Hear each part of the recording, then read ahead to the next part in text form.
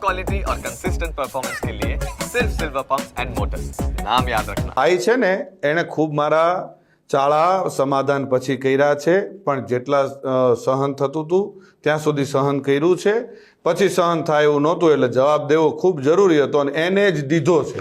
આ પાક્કું હજી કહું છું કે 2025નું એને જ કીધું છે મેં। સમાધાન પછી સ્થિર પાણીમાં કાંકરીનો ઘા તે કર્યો છે, તો હું તારી રાહ જોઉં છું।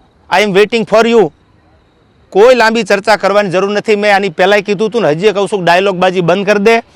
તારી રાહે રાહ છે, પહેલ તે કરી છે, મેં નથી કરી। તને જ્યારે મજા આવે ત્યારે મારી ઓફિસ છે ઇસ્કોન આંબલી રોડ ઉપર અમદાવાદ, તો ભલે, બાકી તને મારા બધા એડ્રેસ તારી સાથે જે બેસે છે એ મારી સાથે બેસે છે, એની બધી ખબર છે, પૂછી લેજો। ઓકે, એને જે મજા આવે એને એ છૂટ છે। એને બહુ મોરાનો શોખ છે, તો એને છુપા એના એડ્રેસ રાખવા પડે છે, એને છુપી રીતે રહેવું પડે છે।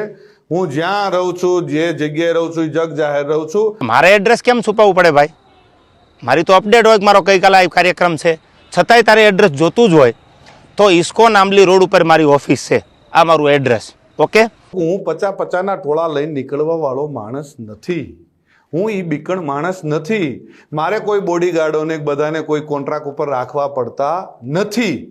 આપણે રાખવા પડે છે। આપણે 50-50 જણાને છેલ્લા કાર્યક્રમમાં આપણે 200 જણાને લઈને ગયા હતા, એ ખ્યાલ છે ને? 200 લોકો એટલે એક ગાડીમાં 4નું 5નું સીટિંગ હોય, તો 200 લોકોમાં કેટલી ગાડીઓ કમસે કમ મારે જોવે? આપ પણ જાણો છો। જેને જેને ડાયરા કર્યા આયોજકને પૂછો કે કેટલી ગાડીઓ લઈને આવું છું, એ બધા પ્રૂફ પુરાવા દેવાની જરૂર નથી। આ એકદમ ફેક્ટ વાત છે, ઉપજાવેલી વાત છે એની। હું ને મારો ડ્રાઈવર વધીને કોઈક એકાદો ભાઈ કદાચ કોઈક ભેળો હોય તો અમે એટલા જ હોય છે। ગમે ત્યારે મજા આવે ત્યારે મોસ્ટ વેલકમ છે। તો તને સ્ટેજ પરથી પણ કીધું હતું કે જે દી મજા આવે ત્યારે મોરો દેવાની તારી તૈયારી છે, એથી જ આજે મારી તૈયારી છે। હું ઈશ્વરદાનનું લોહી છું ને મને મારા બાપનું લોહી છું એનું ગર્વ છે।